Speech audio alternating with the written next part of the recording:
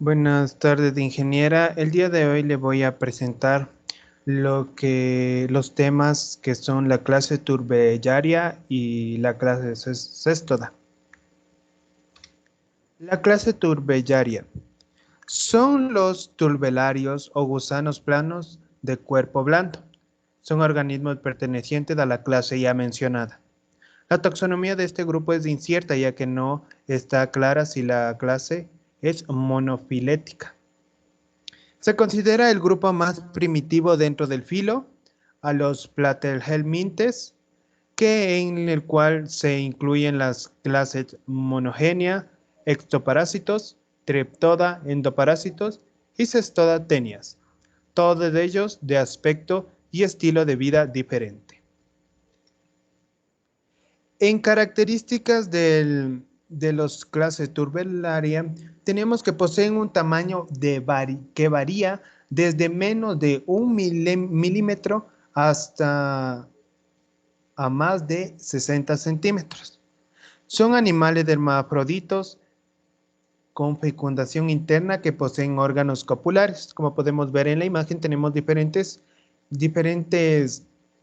clases de organismos turbellarios. En estos hay 12 organismos. A pesar de estos, todos presentan características en común, como un cerebro simple con una red nerviosa que se extiende a lo largo de su cuerpo y no poseen un sistema circulatorio ni órganos de intercambio de gaseoso, por lo que la difusión de oxígeno ocurre de manera directa de las células corporales. O sea, esos puntitos de aquí por aquí, ellos hacen lo que es la respiración. Por ende, se denomina que estos organismos tienen respiración cutánea. Los tubularios tienen varias capas musculares con fibras circulares, longitudinales, diagonales y transversales. Como podemos ver, aquí tenemos uno diferente al otro, que esto les permitirá a su desplazamiento. Esto tiene también una característica que son seguidos de la boca continua con faringe que conduce al intestino ciego, no tienen ano. Su sistema de osmorregulación permite la eliminación de desechos metabólicos y a la vez está conformado por una red de pequeños tubos y células flamígeras. Hábitat de los tubularios. En el hábitat y costumbres se podría decir, o como su forma de vida es que tienen vida libre, son acuáticos, la mayoría de ellos son del océano y son bentónicos. Los tubularios adicionalmente son organismos que se encuentran en regiones tropicales o templadas. En su mayoría los bentónicos y de vida libre, aunque también hay los comensales o parásitos. Como podemos ver, aquí están los comensales y también tenemos una variedad de parásitos. Viven en ambientes acuícolas, marinos o terrestres. Por lo general se encuentran en los lagos, estanques, arroyos, manantiales, zanjas. Se les pueden ver por hojas sumergidas en madera en descomposición. Su hábitat debe ser siempre en altos lugares sombreados y con bastante humedad. Debido a su piel y capacidad de respirar a través de esta, suelen ser sensibles a la calidad del agua, por lo que pueden usarse como indicadores de contaminación y de otros cambios a nivel del hábitat, ¿no es cierto? Porque son denominados como parásitos. La nutrición de los parásitos de la clase Turbellaria. Su alimentación es en algunas especies de este tipo. La faringe es inyectable de forma que pueden envolver presas y tragárselas. También relacionado a su alimentación, sus tubularios son carnívoros y carroñeros, ya que pueden alimentarse tanto de presas vivas como de presas muertas. También hay los que son herbívoros, los que consumen algas y diatomeas, los ectoparásitos y los excavadores. Su alimentación consiste principalmente de pequeñas de pequeños invertebrados marinos como rotíferos, pequeños crustáceos, ostras, percebes y gusanos, etc. Algunas especies pueden abrir sus bocas de tal manera que les permite engullir presas enteras de gran tamaño. En lo que es a su reproducción sea asexual como sexual, ¿no es cierto? Se pueden reproducir tanto de manera sexual como asexual mencionado, o en la sexual, pues por función binaria. Algunas especies de animales de invertebrados tubularios se pueden reproducir por partenogenosis o desarrollarse directamente a partir de un solo gameto. Es decir, en la reproducción sexual, si le partimos por la mitad a un organismo tubulario, va a dar origen a otro organismo sin que se muera.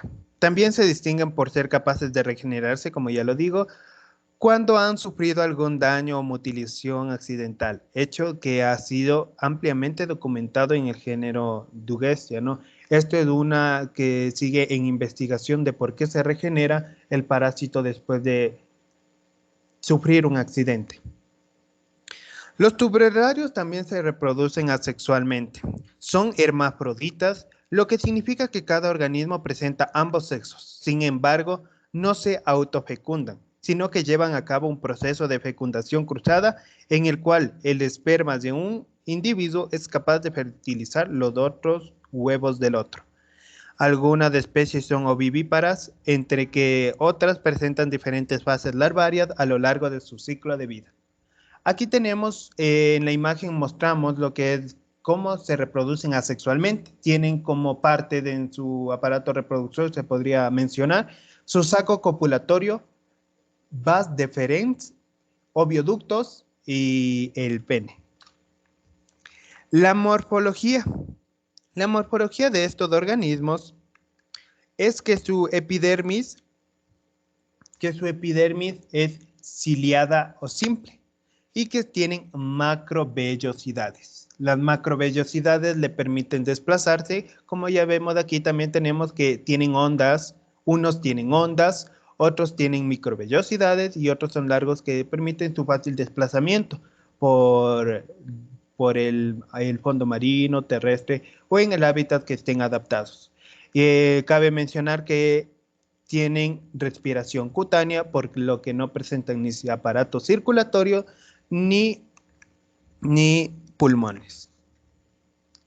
También tenemos la taxonomía. La taxonomía tenemos aquí presentada de un organismo de planarias, que su nombre científico es Peucebiferos dimidiatus. Su reino es Animalia, su filo es Platyhelmintes, clase de órdenes. Sus clases de órdenes están mostradas detalladamente aquí, como podemos ver un ejemplo que es la Catanulida y la Morcuhabba, la Catelunida como segunda clase y así sucesivamente desplazamos las clases de los órdenes.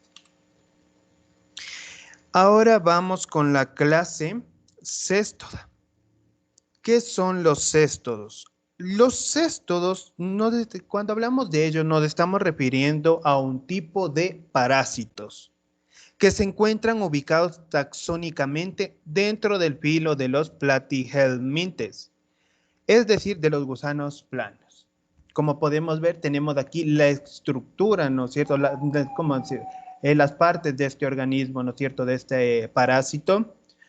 Y aquí tenemos cómo está albergado en el organismo, ¿no? Se podría decir en su hospedador. Como su nombre se lo indica, céstoda se deriva del latín cestum, que es cinta, y del griego eidis, que es con el aspecto de gusano, ¿no es cierto? Como podemos ver en este ejemplo. Son gusanos que tienen un aspecto de cinta. Estos habitan en el tubo digestivo de los animales vertebrados, por lo que podemos afirmar que son endoparásitos. Características generales de los céstodos. La clase más evolutiva diferenciada entre los plageltimentes, como ya lo mencioné, aquí tenemos un sinnúmero de parásitos diferentes, ¿no es cierto? Unos pueden medir 1 milímetro, otros 0,1 milímetros, dependiendo de qué parásito nos estamos refiriendo. Exclusivamente son endoparásitas y carecen de un sistema digestivo. La clase Cestoda agrupa una gran variedad de especies que pueden medir de unos centímetros, de unos pocos centímetros, como podemos ver en estas imágenes, a 5 centímetros de metros, ¿no? De altura, de larguedad sería, ¿no es cierto? La primera característica que debemos remarcar de los céstodos es que tienen una vida parásita. Esto puede decir que son huéspedes que viven a expensas de su hospedador, el cual por lo general percibe un daño. Cuando estos organismos están en un hospedador, cuando ellos se alimentan, producen daño al que le hospeda, ¿no es cierto? El cuerpo de estos parásitos tiene forma de cinta y está formado por distintos segmentos denominados proglotides. El hábitat de estos céstodos. Los céstodos son gusanos platelmintos o planos o parásitos que viven en adultos en el interior del cuerpo de sus huéspedes. Entonces, el cuerpo de un organismo es su hábitat. No poseen aparato digestivo y se alimentan por su absorción a través de su piel. Al momento de ingresar, los dos hospedadores más comunes son el cerdo y el ser humano. En el cerdo se hospedan en el cerebro algunos parásitos. Estos parásitos al momento al no poseer este aparato digestivo, al momento de absorber su alimento por su piel, van ya dañándole al hospedador, dejándole sus bacterias, podría ser, ¿no es cierto? ¿Cómo ingresa el hospedador al ser humano? ¿Y dónde se aloja? El hospedador se ingresa por medio de la carne de un porcino. Ingresa al hospedador definitivo, que en este es de la especie humana, y se alberga en lo que es el intestino humano. Aquí estamos como un ejemplo de un parásito, la tenia, que es muy larga, ¿no es cierto? Como podemos ver. Esta tenia es un parásito que al momento de absorber su alimento va afectando al hospedador. E incluso al no tratarlo podría causar la muerte. La nutrición de estos céstodos. Los céstodos no poseen un aparato digestivo, como ya lo mencioné. Su alimentación se realiza a través del tegumento por proceso de absorción, ¿no es cierto? Estos absorben por su piel lo que es su alimentación y también tienen de respiración cutánea, lo cual no poseen pulmones. La reproducción de estos céstodos. Estos céstodos se producen por sexual y asexual. La reproducción de estos cestos son hermafroditas. Incluso los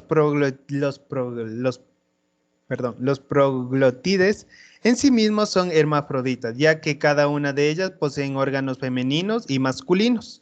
Es así que los proglotides maduras de un mismo céstode pueden fecundar entre ellas y hacerlo un individuo. Por otro lado, estos también son como los mencionados, los turbelarios.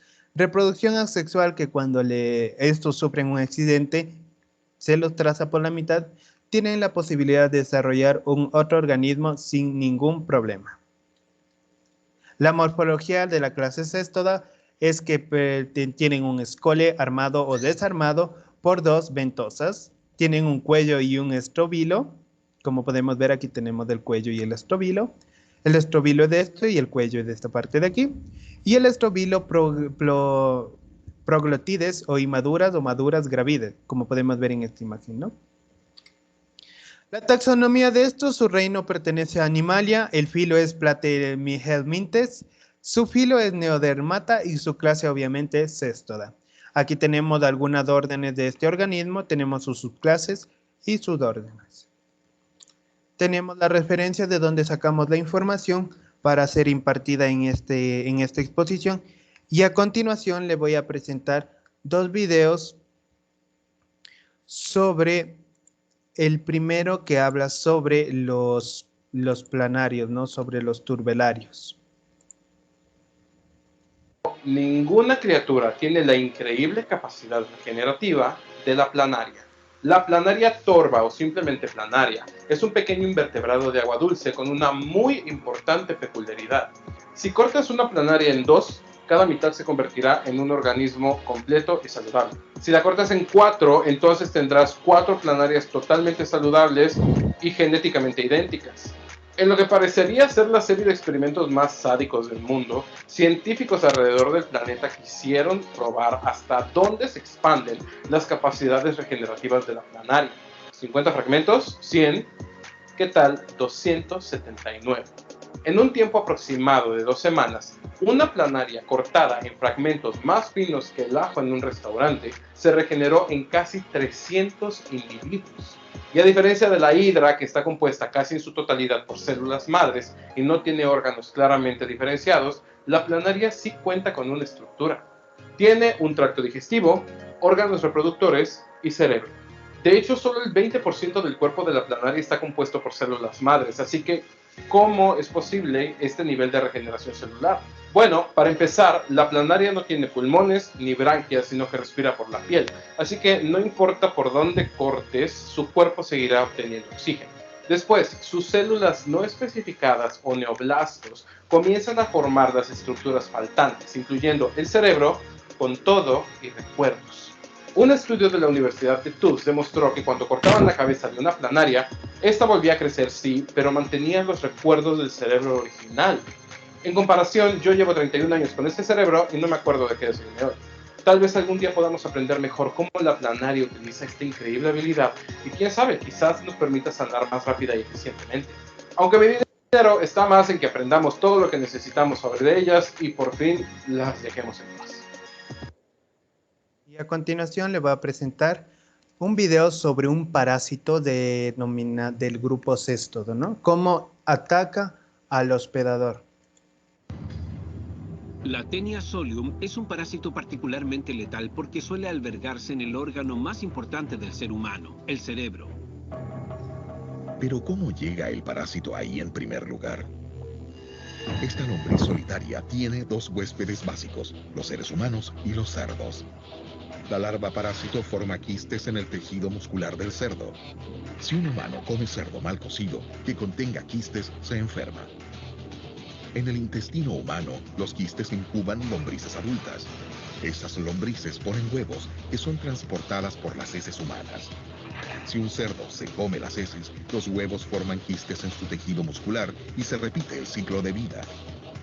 A menudo un ser humano contrae el parásito comiendo cerdo contaminado, pero también puede hacerlo al entrar en contacto con las heces humanas infectadas. Eso puede suceder si el alimento se lava con agua contaminada o se prepara en condiciones insalubres. Tal vez eso le ocurrió a Ralph. Los huevos se transformaron en larvas en el estómago de Ralph, se insertaron en sus paredes intestinales y viajaron por la sangre hacia el cerebro, donde formaron un quiste. El quiste, al ampliarse, ejerce presión en el cerebro, causando los ataques.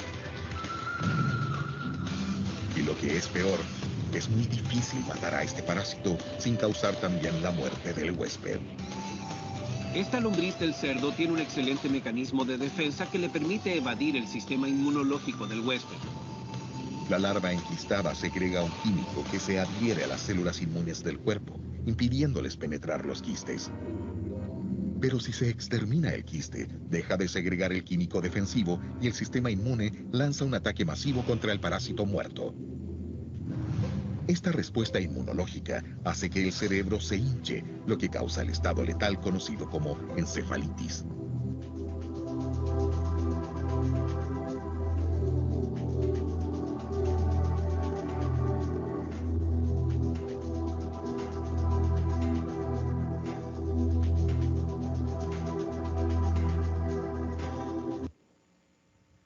Hasta aquí ha llegado mi presentación. Espero haya sido de su agrado. Muchas gracias.